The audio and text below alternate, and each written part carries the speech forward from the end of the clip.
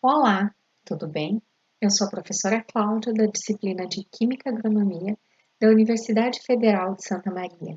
E hoje eu vim aqui falar um pouco sobre reações de transferência de elétrons. As reações de transferência de elétrons, também conhecidas como reações redox, são aquelas que envolvem a transferência de elétrons de uma espécie para outra. Enquanto uma espécie cede elétrons, a outra a recebe. Vamos conhecer um pouquinho mais sobre essas reações. As reações de transferência de elétrons, ou também denominadas reações redox, elas são muito comuns no nosso dia a dia. Aqui eu trouxe um exemplo de uma escadaria que sofreu um processo de oxirredução. Essa escadaria é composta por uma liga contendo ferro. Podemos observar na reação que o ferro, que inicialmente tinha um estado de oxidação zero, ou seja, estava no seu estado elementar, sofre um processo de oxidação, pois ele passa para um ferro no estado mais 3, ou seja, ele perdeu elétrons durante essa reação. A reação ocorre envolvendo um outro elemento, o oxigênio, que também está no seu estado elementar e, portanto, seu estado de oxidação é zero. No entanto, os elétrons que foram perdidos pelo ferro, eles foram recebidos pelo oxigênio, que passa a ter, então, um estado de oxidação negativo de -2. Podemos, então, dizer que nessa reação, enquanto o ferro se oxida, o oxigênio se reduz. Então, vamos compreender um pouquinho mais sobre esses processos. Como que a gente descobre quem se oxida e quem se reduz? Para isso, a gente precisa conhecer um pouquinho mais sobre o que são reações de oxidação e o que são reações de redução. Vamos lá? As reações redox, elas sempre ocorrerão aos pares. Eu nunca terei apenas um processo de oxidação ou apenas um processo de redução. Então, se alguém se oxida, é porque alguém se reduziu. E se alguém se reduziu, é porque alguém se oxidou. Certo? Vamos ver como é que isso acontece. Observe no nosso exemplo.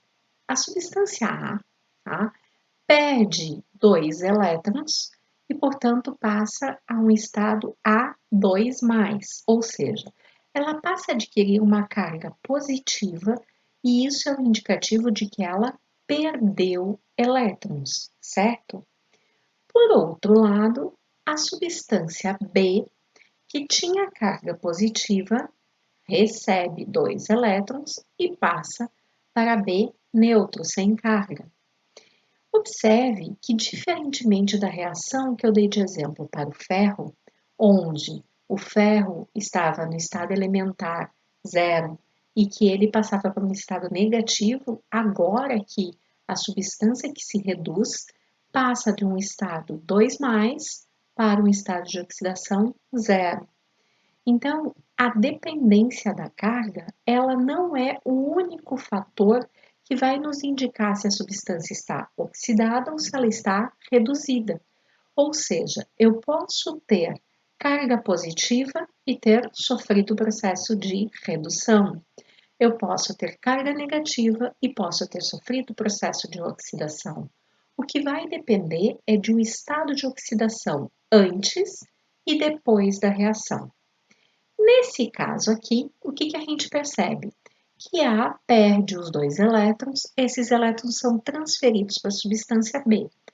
A se oxida, B se reduz. Vamos compreender um pouquinho mais sobre isso. Então, nas reações de oxirredução, a substância redutora, tá? Ela cede elétrons. Então, ó, a substância redutora, ela cede seus elétrons e, portanto, ela sofre oxidação. Então, todo agente redutor, ele se oxida. E ao se oxidar, ele libera elétrons para a próxima substância. Por outro lado, todo o agente oxidante se reduz, ou seja, ele recebe aqueles elétrons que foram perdidos pela substância oxidada. Então, ele faz com que aquela substância se oxide para receber esses elétrons. Então, nós temos quem perde elétrons, oxida. Quem recebe elétrons, reduz. Quem oxida é o agente redutor e quem reduz é agente oxidante. Vamos em frente? Como que a gente sabe quem que se oxida e quem se reduz? Bom, a gente precisa conhecer o potencial de redução dessas substâncias. O que é potencial de redução? É a tendência dessas substâncias a se reduzirem. Quanto maior é o potencial, maior é a tendência de redução. Observe nesse exemplo aqui, aonde nós temos a clássica árvore de prata. Tá? Esse experimento é muito simples de fazer. A gente pega um fio de cobre, passa lixa nesse fio. Para quê? Para remover o polímero que vai fazer a proteção do fio de cobre, justamente para que ele não oxide. E aí, então, a gente vai deixar ele mais suscetível aos processos de oxidação. Então, a gente passa uma lixa, remove esse polímero, faz uma espiral. Aqui, nesse caso, foi feita uma estrela, tá? Tem um vídeo para vocês poderem acompanhar todo o processo. E aí, o que ocorre? A gente coloca esse espiral de cobre dentro de aqui está num becker, vai se colocar uma solução de nitrato de prata até que cubra todo o fio de cobre. E aí, o que a gente vai observar? No início da reação, que é diferente do que está aqui, a solução de nitrato de prata é incolor e límpida, certo? Com o passar do tempo, tá, a prata vai se depositando sobre o fio de cobre, enquanto que os íons cobre vão passando para a solução. Ou seja, o cobre oxida e a prata se reduz. Cláudia, como que eu sei que é o cobre que se oxida e a prata que se reduz? Olhando para os potenciais. Observe aqui o potencial de redução para essas duas substâncias. A gente pode perceber que o potencial da prata é maior do que o potencial do cobre. Então, o que vai acontecer? A prata tem uma tendência maior a se reduzir do que o cobre. É por isso que a prata é mais nobre do que o cobre. Tá? Assim como o ouro é mais nobre do que a prata, assim como a platina é nobre. É por quê? Porque esses metais, eles têm uma alta tendência a se reduzirem, ou seja, eles têm um potencial de redução muito elevado. Então, aqui nesse experimento, o que ocorre? Nós temos uma transferência de elétrons do cobre, tá, para a prata. Assim, a prata vai se depositando aqui sobre o fio de cobre, enquanto que os íons cobre o fio de cobre vai se desgastando e os íons cobre vão passando para a solução. Como nós estamos falando da espécie cobre 2+, essa solução vai passando a ter uma coloração azul, que é característica de íons cobre 2+, certo? E aí, se vocês me perguntarem, ok, se a prata se reduz e se o cobre se oxida, quem é o agente oxidante? Quem é o agente redutor? Bom, se a prata se reduz, ela é o agente oxidante. Se o cobre se oxida, ele é o agente redutor. Olhe os próximos potenciais de redução. Esses potenciais, eles são estabelecidos a partir do potencial de redução do hidrogênio. E aí, então, todos os outros potenciais são medidos em relação ao hidrogênio. Observe que isso é dado numa temperatura específica, 25 graus Celsius ou 298 Kelvin. Quanto maior for o potencial de redução, maior é a tendência dessa substância a ser reduzida.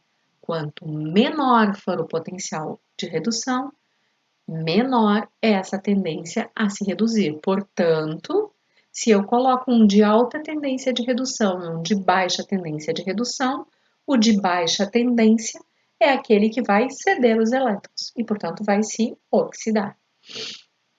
Enquanto que o de alta tendência de redução é o que sempre se reduz, certo? Agora que a gente já revisou um pouquinho desses conceitos, vamos falar sobre volumetria redox? A gente sabe que todas as técnicas volumétricas se baseiam na medida de volume de uma solução de concentração conhecida e exata, correto? Ok. E a volumetria redox? Também, só que agora a reação entre o titulante e o analito será uma reação em que ocorre transferência de elétrons. Existem várias técnicas dentro da volumetria redox.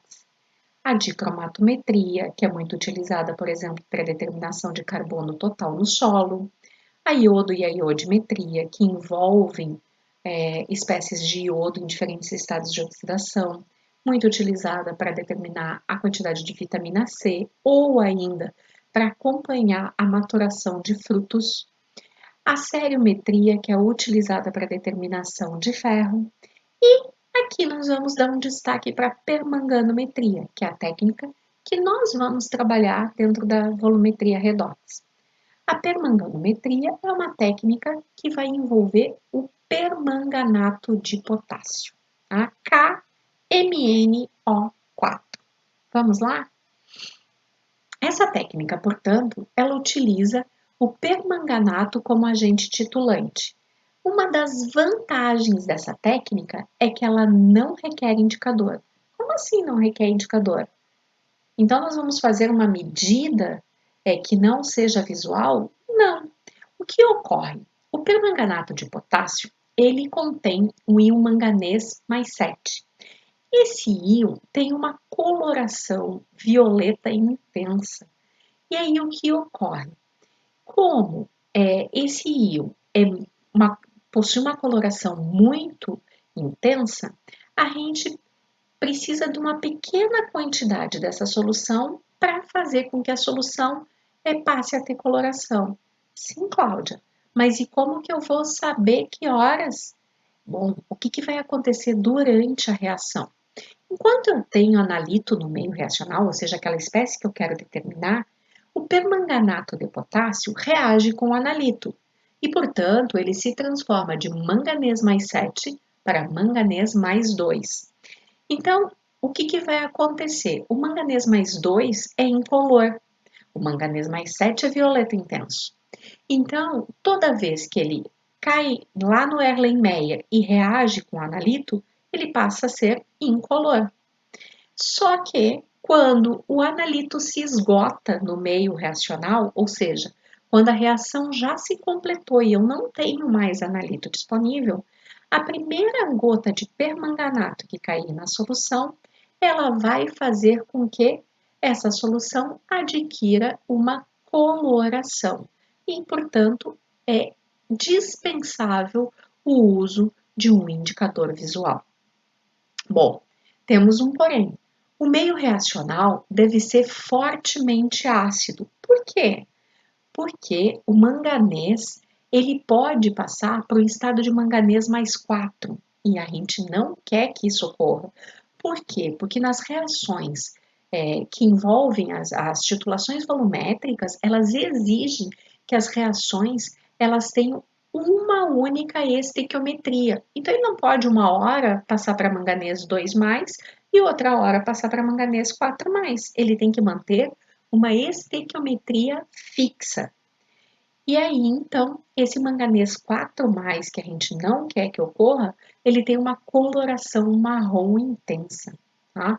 Então, o que a gente faz? A gente acidifica o meio, então utiliza-se normalmente ácido sulfúrico em concentração 1:4 ou 1:5, e aí, então, faz-se o procedimento de titulação, garantindo que o meio reacional está ácido e, portanto, a reação ocorrerá de forma a passar de manganês mais 7 para manganês mais 2, ok?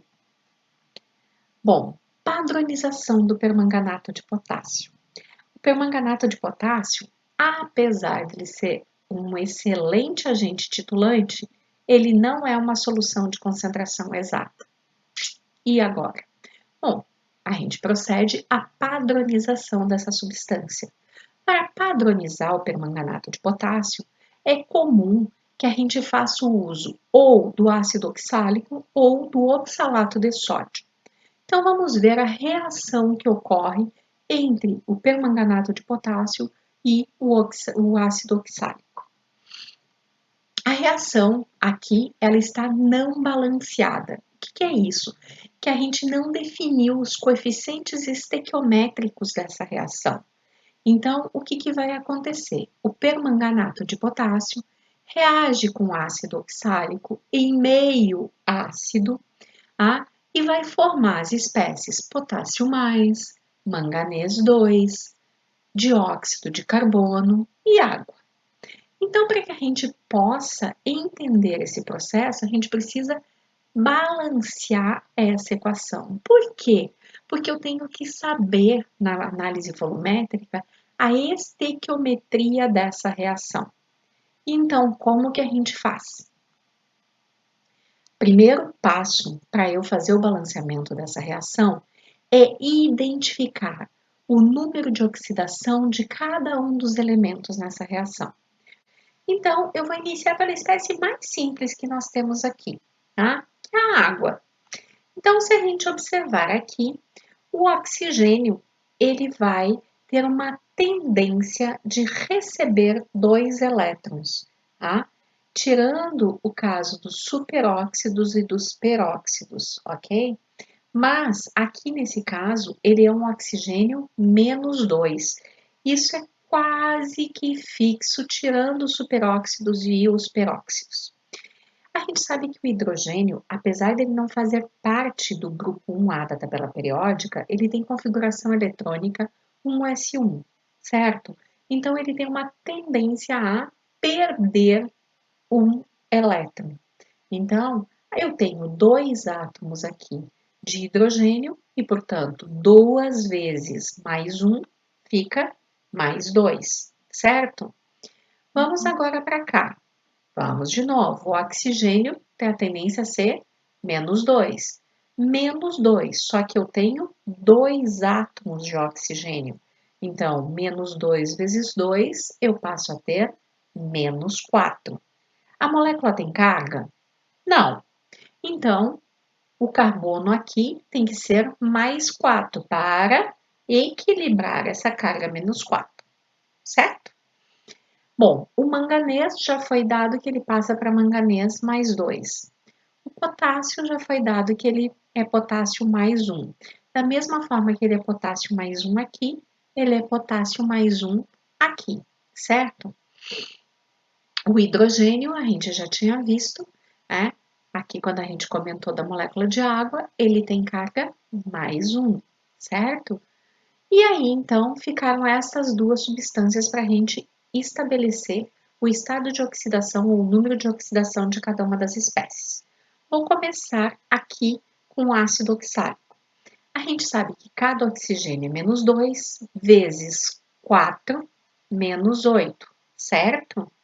Vou lá para o hidrogênio. A gente sabe que o hidrogênio é +1 vezes 2 é +2. Essa molécula aqui, ela não tem carga, certo? Vou voltar o slide para vocês verificarem. Ó, não temos carga aqui, certo? Então, se não há carga ali, o carbono aqui vai ter que estar no estado de oxidação +6, para quê? Para neutralizar esse -8. Então, a quantidade de espécies negativas vai ter que ser igual à quantidade de espécies positivas, uma vez que a molécula é neutra. Bom, só que aqui a gente tem 2 átomos de carbono. Significa que cada um desses átomos de carbono aqui, na verdade, está no estado 3+, certo? Então, se ele aqui é +6, aqui eles são em 2, ele é carbono 3+. Isso tem que ficar claro. Vamos, por fim, lá no permanganato. O permanganato de potássio, tá? É oxigênio -2 vezes 4 -8. A gente já sabe que o potássio é +1, e aí, então, o manganês é +7, certo? Então, a gente já estabeleceu para toda a reação os estados de oxidação, ok? Bom, o segundo passo, nós vamos verificar quais as espécies perderam e quais as espécies ganharam elétrons. Nós vamos iniciar pelo ácido oxálico. Então, o que a gente vai observar? Aonde que tem carbono nessa reação? No ácido oxálico e aqui no dióxido de carbono, ok?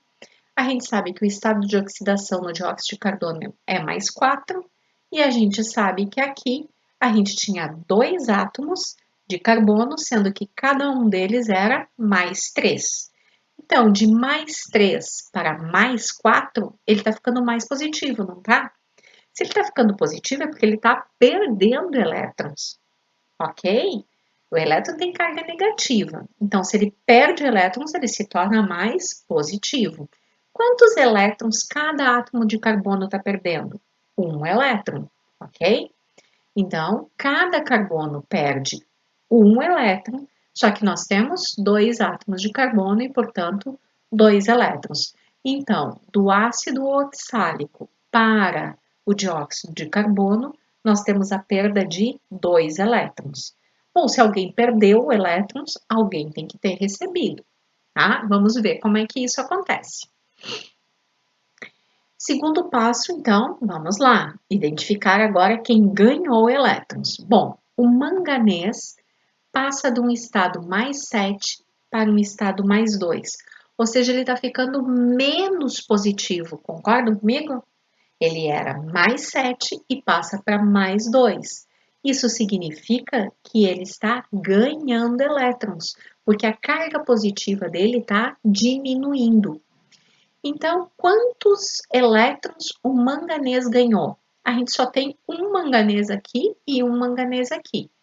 Ele passou de mais 7 para mais 2. A diferença entre 7 e 2 é 5. Portanto, a gente vai dizer que o manganês ganhou 5 elétrons, correto? O número de elétrons perdidos tem que ser igual ao número de elétrons ganhos. E agora? Um perde 2, o outro ganha 5. Como é que eu faço, Cláudia, para poder resolver esse problema? Bom, a gente vai ter que ajustar essas reações de tal forma que a gente chegue num denominador comum. Então, se o carbono perde 2 e o manganês ganha 5, a gente pode. Qual é o número que seria comum entre 2 e 5? 10, certo? Bom, então a gente vai verificar como é que a gente consegue manter 10 elétrons nas duas semi-reações, na reação que oxida e na reação que reduz. Então, se oxidam e perdem 10 elétrons, alguém tem que ganhar 10 elétrons, certo? Vamos lá. Então, o que nós temos aqui? 2 átomos de manganês, se cada um ganha 5 elétrons, se eu multiplicar ele por 2, 2 vezes 5, 10. Perfeito. Então, eu vou colocar um 2 aqui, vou colocar um 2 aqui e vou colocar um 2 aqui, tá? Porque são as espécies, ó, daqui para cá, a gente sabe que para ter 10 elétrons eu preciso multiplicar por 2, certo? 2 aqui, 2 aqui. Perfeito. Agora vamos olhar o outro lado. A gente sabe que o ácido oxálico perdia 2. Para virar 10, a gente precisa multiplicar por 5. Então, para a gente ter 10 átomos de carbono, 3 mais, e 10 átomos de carbono, 4 mais, cada um perdendo um elétron, total de 10 elétrons. Para eu ter 10 átomos de carbono aqui, eu tenho que lembrar que cada molécula dessa já tem 2 átomos de carbono. Então, eu multiplico ela por 5.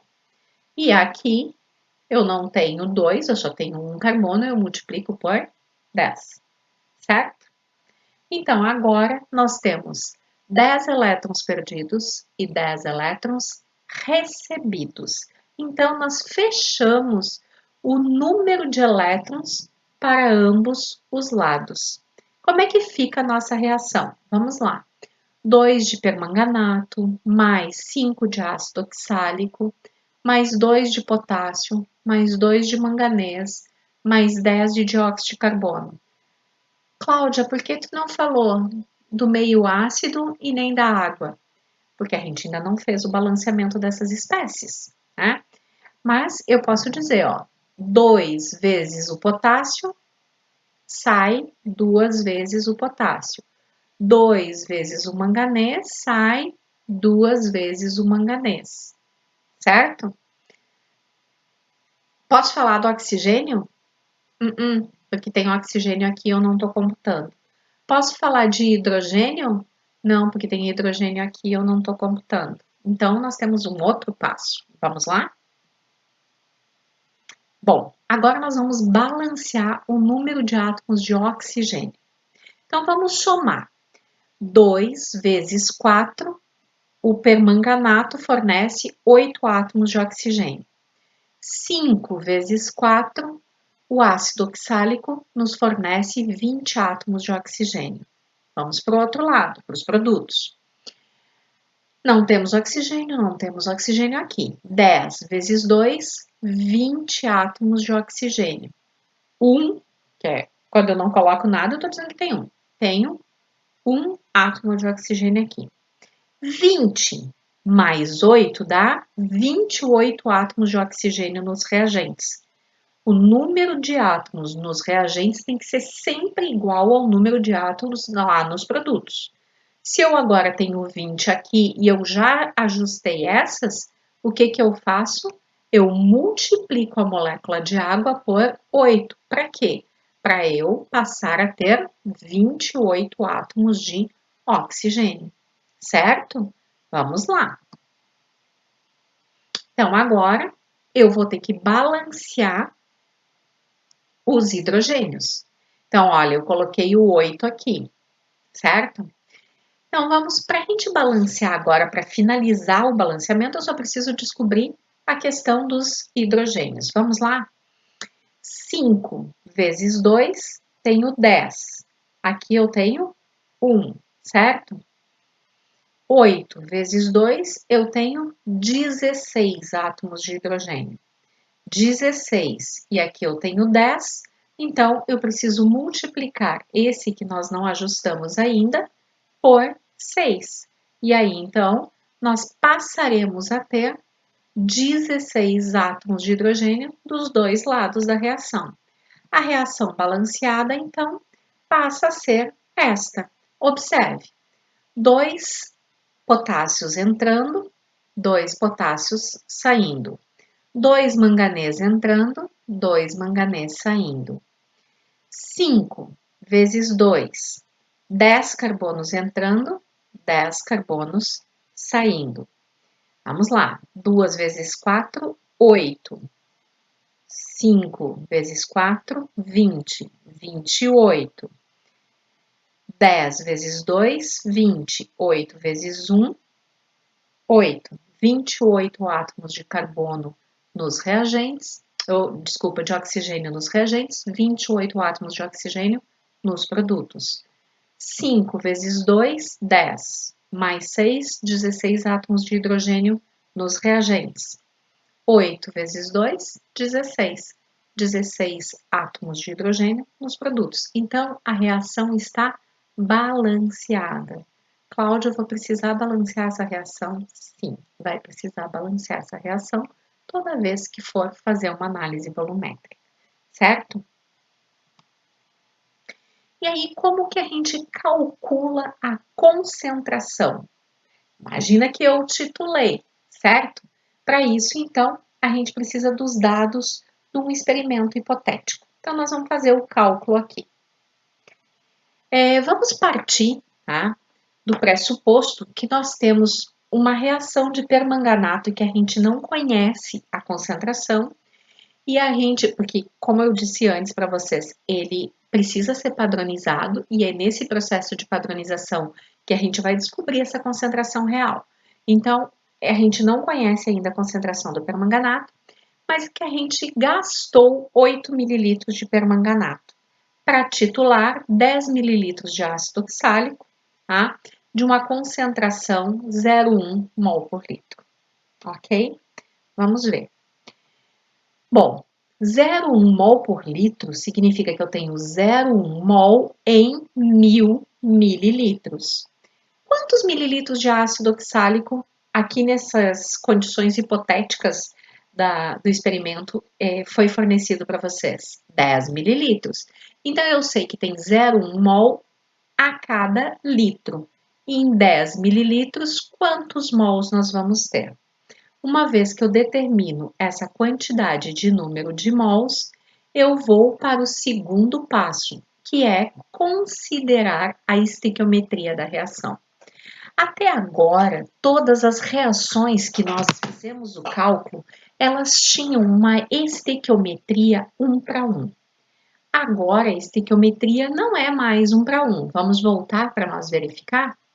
Olha, nós temos uma estequiometria 2 para 5, certo? Então, o que vai acontecer? A cada 5 mols de ácido oxálico, eu reajo com 2 mols de permanganato. Se eu tenho 0,001 mol de ácido oxálico, quantos mols de permanganato reagiram? Então, eu consigo determinar o número de mols de permanganato que reagiu com ácido oxálico que estava contido naqueles 10 mililitros, certo? Bom, vamos para o terceiro passo. Sendo que a quantidade de mols de permanganato de potássio naqueles 8 mililitros era de 0,0004 mols, tá? Quanto que teria em 1 litro? Porque a gente quer saber a concentração em mol por litro. Então, essa concentração seria de 0,05 mol por litro, certo?